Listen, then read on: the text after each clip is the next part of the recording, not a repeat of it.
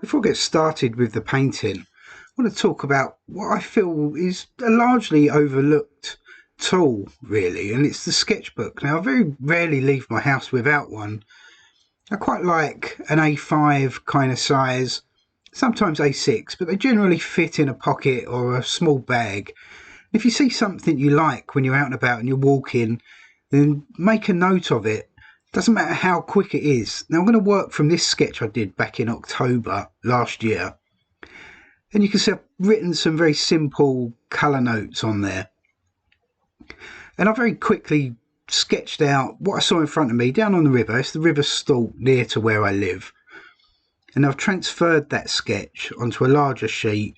I've moved a couple of elements around. I've changed the shape of the river ever so slightly, but that's fine. But I find there's more than enough information in that sketch. Now, I'll use a sable brush for the majority of this painting. But I like to work this way from sketches, and I honestly think it's a very kind of overlooked way of working. With the invention of cameras in phones and iPads and tablets and laptops and all of that kind of stuff, photographs are very readily available, and it's very quick and it's very simple, and it's there when you need it. But a lot of the information that you gather when you're out on location is lost somehow working from a photograph. It distorts the light and it distorts the shadows. It seems to make the shadows too dark. So if you go out on location and you make a little sketch, you kind of make a mental note of everything there as well. And that really helps in the painting that you'll produce. So like I said, I'm going to work from that sketch. I've got a memory of being there that day back in October. Autumn day, quite overcast. There wasn't really much going on in the sky. I'm going to try and make this sky a tiny little bit more interesting. So I'll get a tiny bit of colour in there and a little bit of shape, a little bit of form. So I started off with some Payne's grey. Now I've put some blue into that. Now I've dropped some raw sienna in there as well. And trying to get a little bit of variation in there without doing too much. I don't want any real bold cloud shapes or anything like that.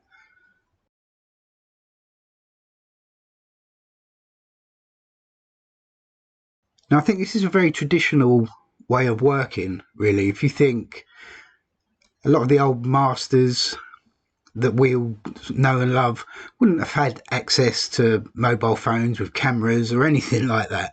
They wouldn't have had iPads. They would have been out on location making sketches, making mental notes as well as notes on the paper. And that's really, it's more than enough information to produce a painting. And in many ways, I find it better, really, because you're not drawn into a photograph that's got every little last detail in it. So I'm working my way around the palette now, picking up little bits of grey, little bits of blue, and building an impression of a slightly overcast sky. Bring that wash all the way down to the horizon now.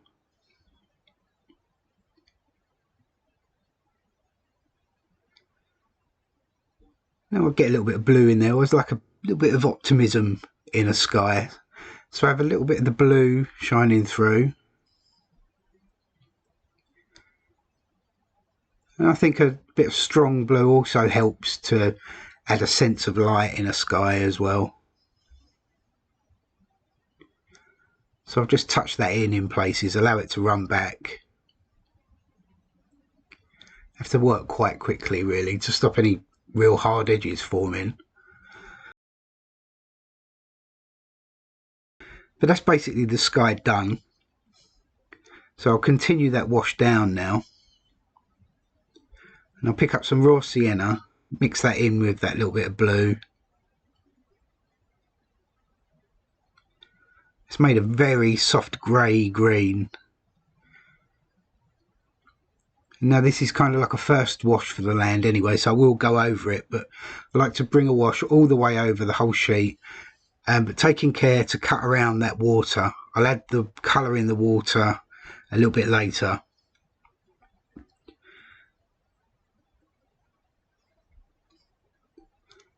And now with it being autumn, I remember it being sort of quite warm colours in the land.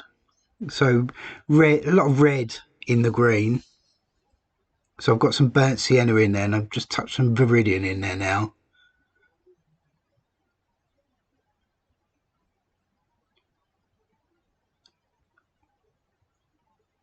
It's a very nice way to work as well, because you're not relying on the photograph for your colour information, and so you can work from memory and also kind of a knowledge of what colours should be.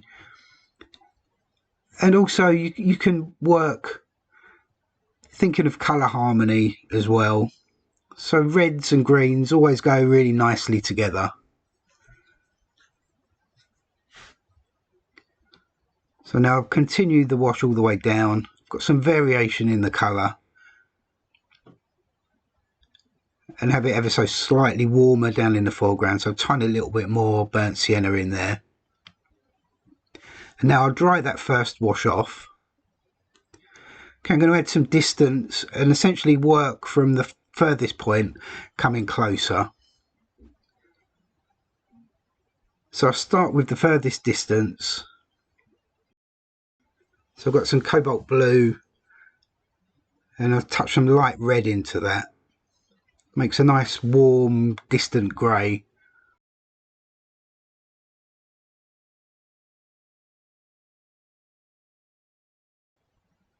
And now a little mist with the bottle, tiniest little bit, just to allow the paint to move around a little bit.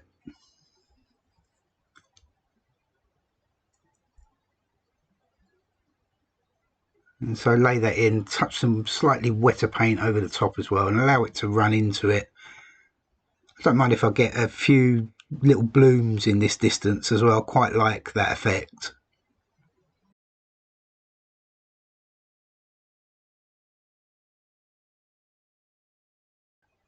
Now I'll get a little bit more light red in there.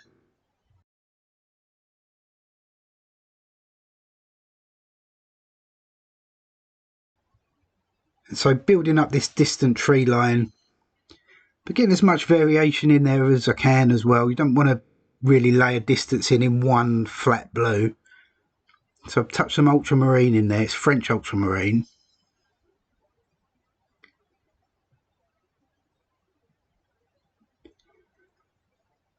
And so it's getting quite grey now as it comes off to the left hand side.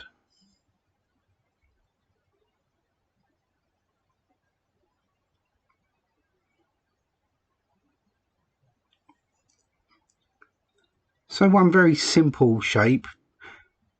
Touch a little bit of plain clean water across the top there.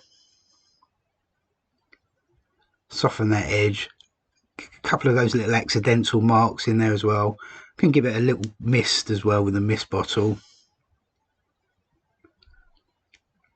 So a very simple shape for the distance.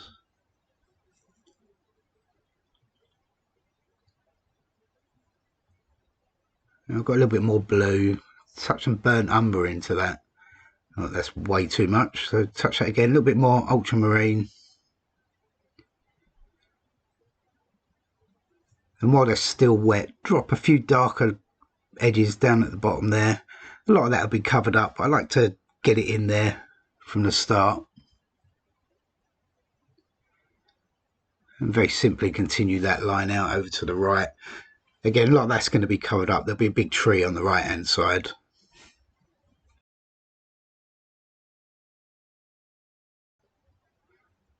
Now I've got some more ultramarine and some more burnt umber. And so it's fairly dark paint.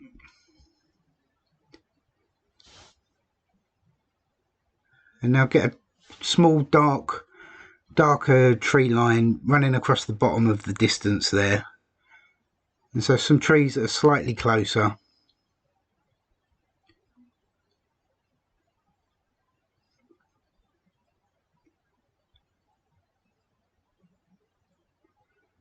Now no detail, so it's a shape essentially that's going to run all the way across the bottom.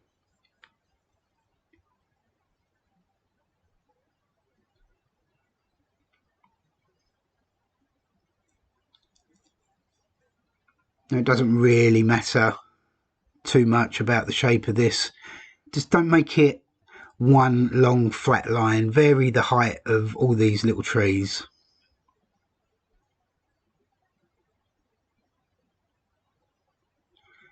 And now I can leave a little gap there on the left hand side as well. There'll be another couple of trees in the midground. I'll put those in a minute. Now I'll work on the tree on the right hand side. It's going to be the largest tree, so the closest to us. So I've got some burnt sienna and touch that with some viridian. I'm looking at the colour notes on my sketch and it says dark green. That's what I wrote at the time. And so burnt sienna and viridian makes quite a nice warm brown green. So use the sable, drag it in across the side, getting those little broken semi-dry brush marks. And so more viridian, burnt sienna, a little bit of burnt umber in there as well.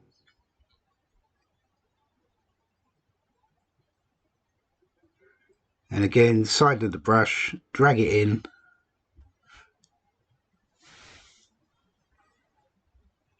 This is a first wash for this tree. I'll add the darker elements after once it's dry. So I've got some more burnt umber.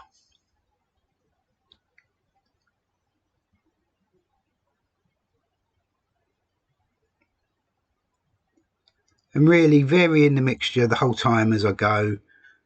I can make the mix slightly darker now as I come down towards the bottom.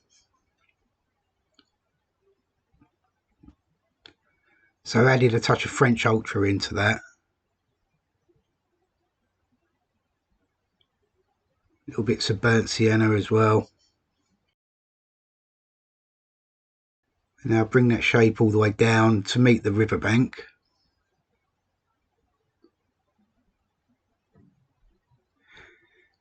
And now where the tree meets the bank, I can leave it a slightly broken line there, and that will give the impression of painted the grasses by adding the darks at the bottom of this tree. Now drag some of that slightly darker paint in at the top as well, just little bits of texture, building up some small layers.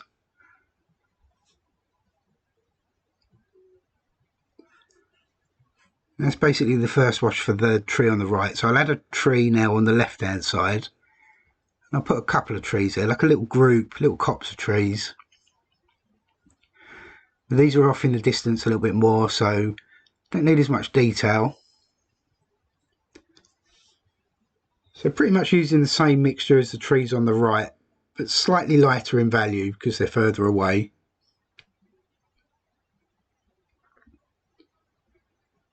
And the same technique, side of the brush, drag that on. So you get those tiny little broken marks.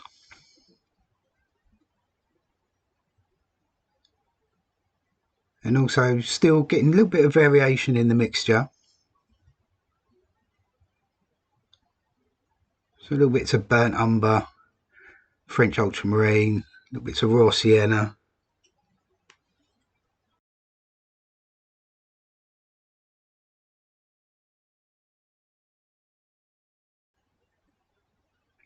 Now touch some slightly darker paint in there while it's still wet.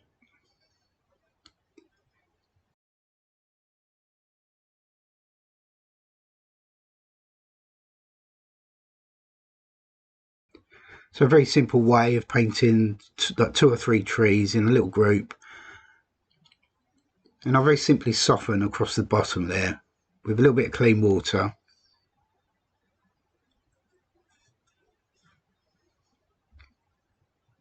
Because that's further away, I don't want the little broken marks and little grasses. Obviously you can't see them because it's in the distance. Now I'll add a tree in that little distant tree line. I think it needs a little bit of a shape of something popping up above that distant hill. So really very simple. Got some blue and some burnt umber.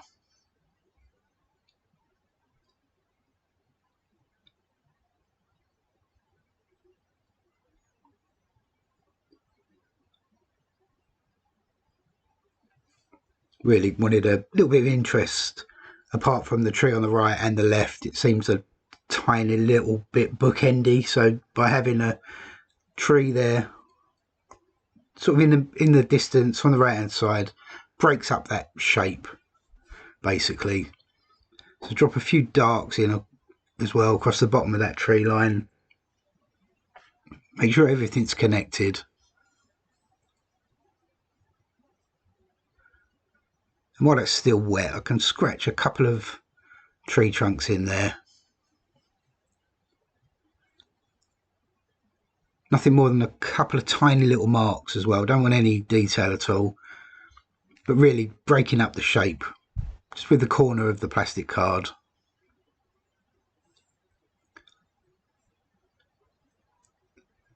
Okay, I think I need to get a wash in now on the land.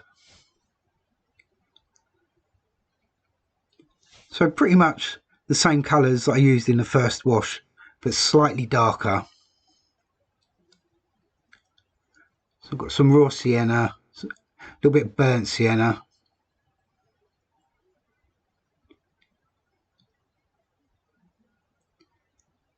And now quite wet paint really, but build up a layer over the top of the first wash.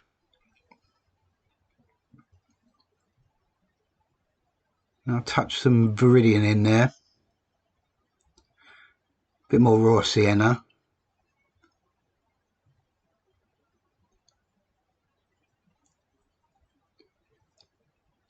And I always think this is where the painting starts to come together once you get this second wash in on the land. And it really strengthens the tone of the colour and it starts pulling everything together.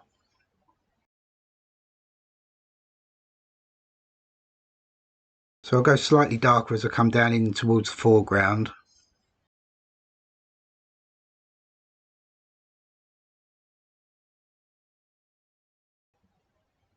So really getting quite bold now. So I've got some Viridian and burnt umber.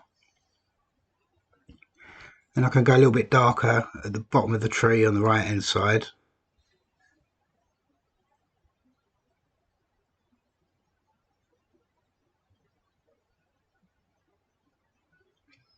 And now I'm remembering back to when I made the sketch.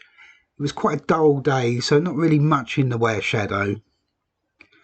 But obviously it's my prerogative really to make up the painting and make the painting look how I want it to. So I will add a little bit more than there was on the day. Now I can start working on those trees again and get a second wash on those and get some darks in there now.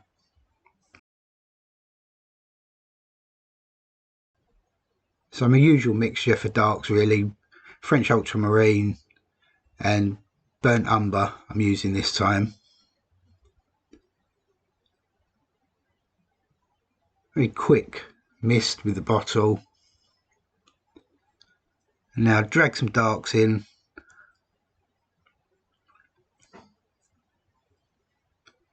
And you get some real strong dark in there.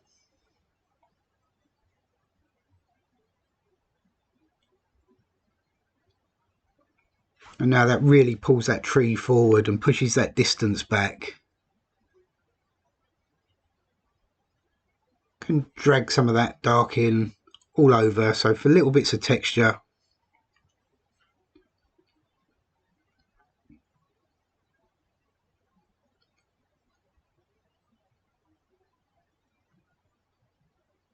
And now same thing on this tree on the left. And again, because it's further away, make the darks ever so slightly lighter in value.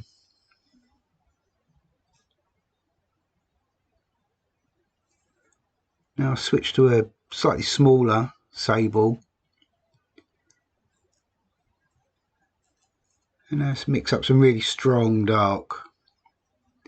So I've got some French Ultra again, burnt umber again, and I've touched it with a little bit of Payne's Grey. And I'll get some trunks in and some small branches.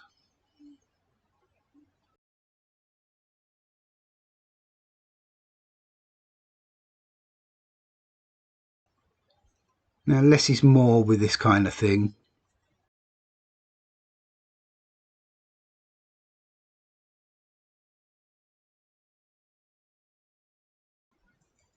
Now, I haven't got the steadiest of hands, and it kind of helps in many ways with painting branches. You can allow your hand to move around a little bit and get little broken edges. You don't want hard, strong lines as such when painting branches.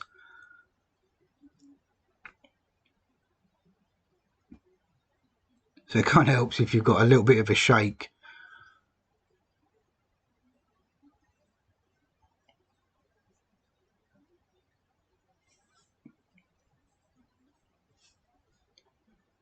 Now looking at the overall shape of that tree, I quite like that. I think that's pretty much done.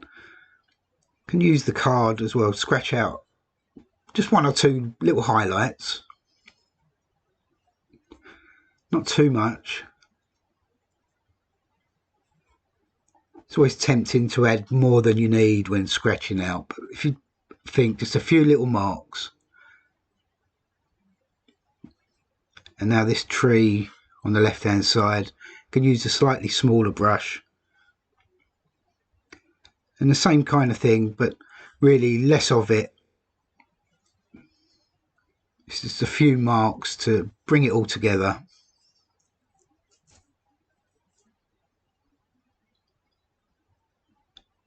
But same kind of shaky hand technique. Can drop a couple of darks in that little distance there as well. Really one or two little dark marks.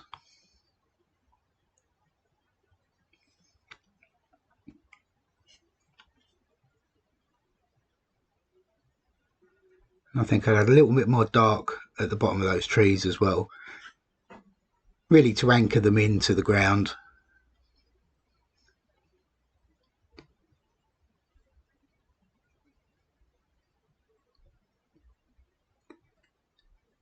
Now we're starting to take shape. I need to get some cloud shadow in and some darks around the water area and really finish everything off. So I've mixed up some blue with a little bit of viridian, a little bit of raw sienna, and I'll start to work on the water.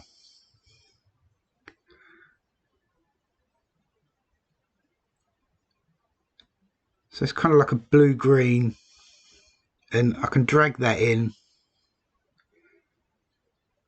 And making sure I leave a few little white areas behind. I want some light shining on the surface of the water.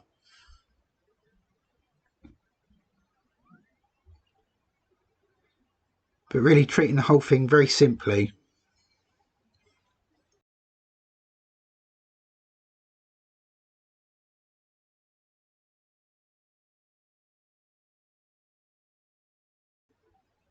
So really dragging that blue-green around. Make sure I left a couple of little sparkly areas.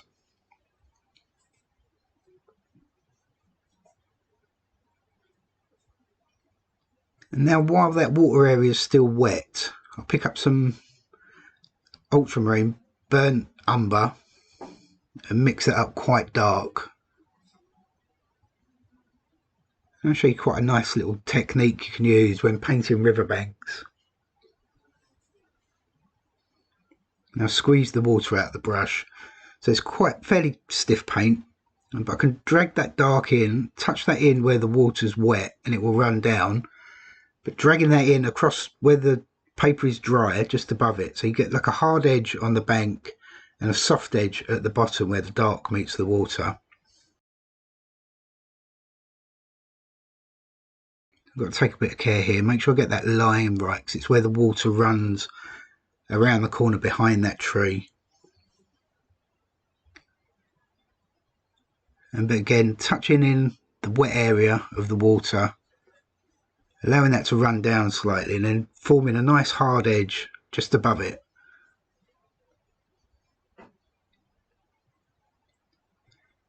And I can do that all the way around. So darkening the areas that face the viewer, and then the areas that face away, you can leave those unpainted.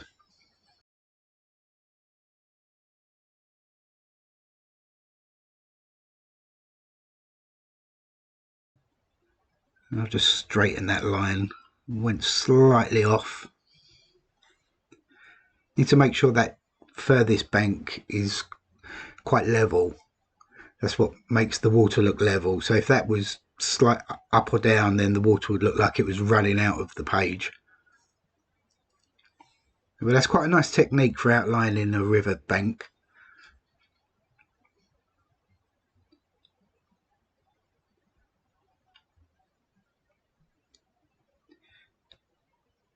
Now I need to get some cloud shadow in. So I'm mixing up, again, pretty much the same colours that are in the land, but ever so slightly darker in tone.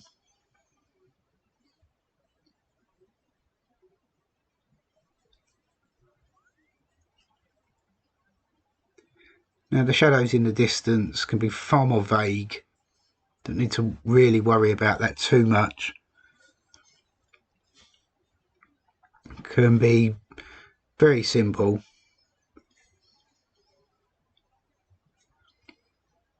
And really it's more about getting a little bit of texture in there.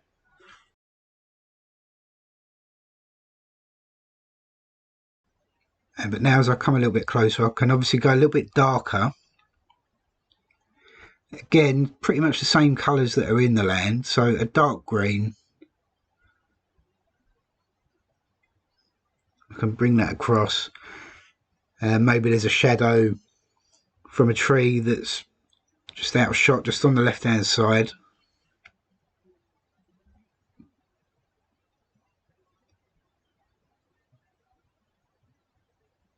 Now getting even darker, coming down further towards the foreground. Touched a little bit of burnt sienna in there, along with some viridian.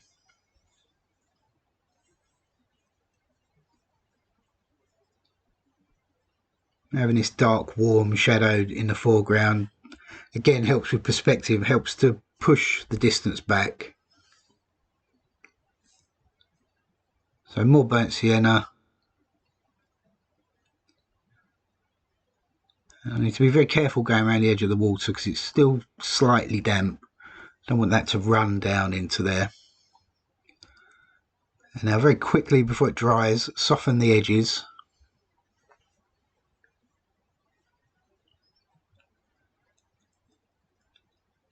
Another little trick when painting shadows on the land, while they're still wet, drop some blue and a little bit of red in there. That really helps with the transparency, or with the illusion of transparency more than anything really.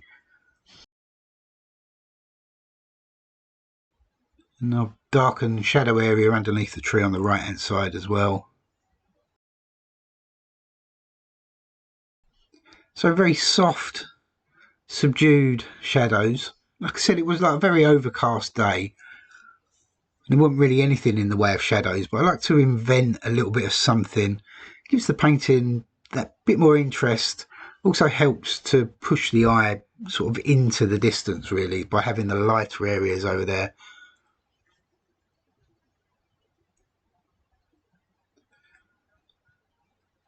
Drop a couple of little extra areas of texture in there.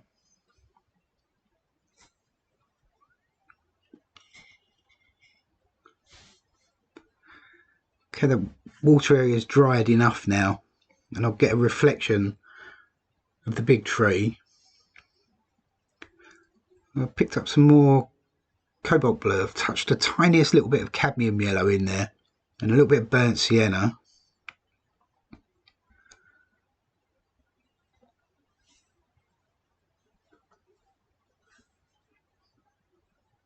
A little bit more cobalt blue, and vary the colour of the reflection as well as I go.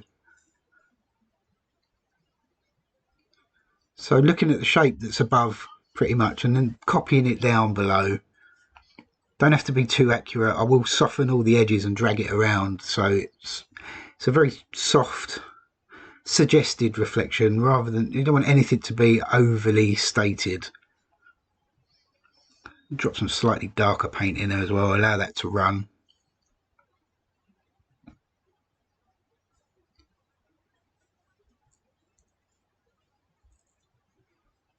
And so it's very simply put in, and now soften the edges.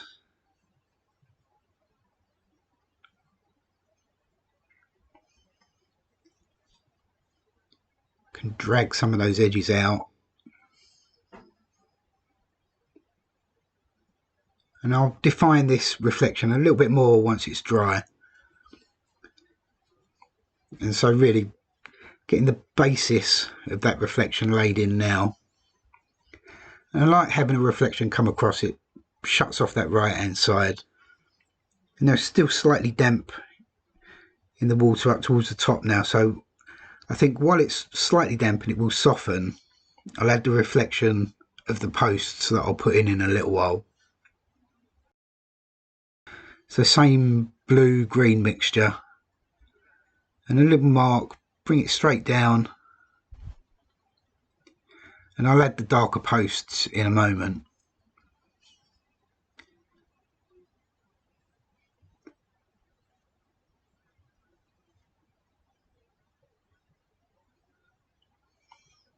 So ever so slightly wavy line. I think I'll add one on the right hand side as well. I didn't draw one in at the start, but I think it needs something there. That one's slightly larger, a little bit closer. Okay, so it's a few darks and a few little marks, a bit of texture in the land and the dark posts, and then we'll be done.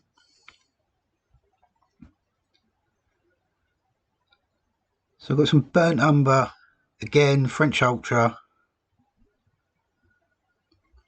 It's really quite dark, and so make sure I line it up with where I've put the reflection in. And very simple little post.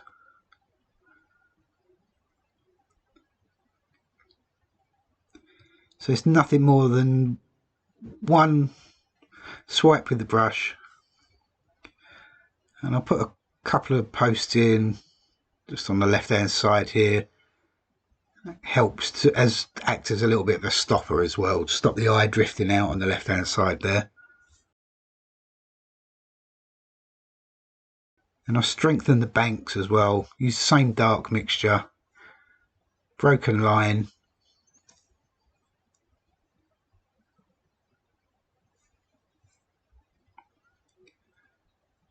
Just add a little bit more definition there to these banks.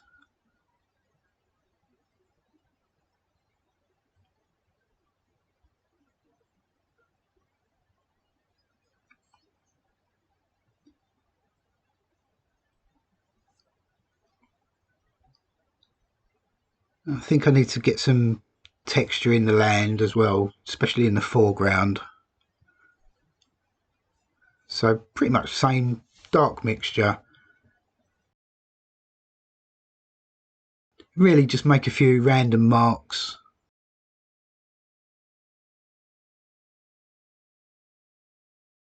Add some real dark across the bottom of that tree as well. Close off that little area there. So really picking up little bits of brown, little bits of blue. Drag it around. I can flick some of it up as well across the edge of the banks. Can drag little bits down as well into the water. Break up the shapes.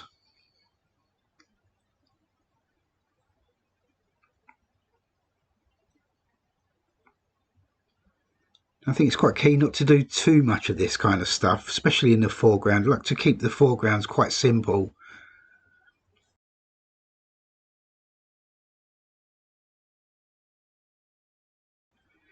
Okay, very quickly before it dries as well, scratch some little highlights, little blades of grass that catching tiny little bits of sun.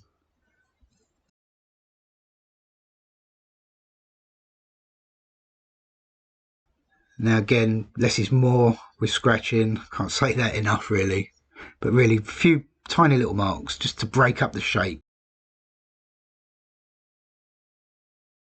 And now I nearly forgot, I want to add a little bit of definition to this reflection.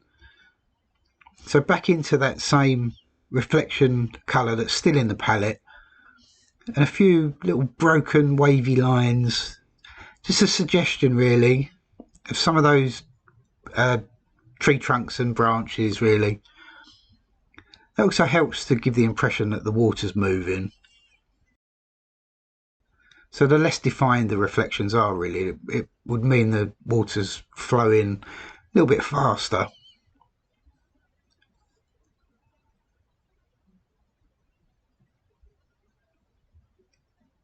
Okay, that's the painting finished. I'll take the tape off so you can have a look. But I hope that demonstrates really the importance of working from sketches, not relying on photographs. So if you get out and about, take a small sketchbook with you and make notes. It doesn't have to be a masterpiece by any stretch. Just a few simple little shapes really, just to get something into your memory of where you were, what the conditions were like. You can write little notes on the sketch as well, little notes to yourself about the colour and how it felt to be there pretty much. And then when you go back, you can make a painting based on that sketch. And it's great to keep sketchbooks, they're little gold mines really of information, and you can come back to them months after. Like I made this sketch in October last year and I'm painting from it today in February, and it's still fresh in my mind. So do give that a go, add that to your usual routine, and then I guarantee you your paintings will be better for it. But anyway, I hope you liked the video. If you did, please check me out on Patreon, give this a like and give me a comment, and do subscribe if you haven't already. And I'll be back again next week. So until then, have a great week everyone, and I'll see you in the next one. Cheers and bye for now.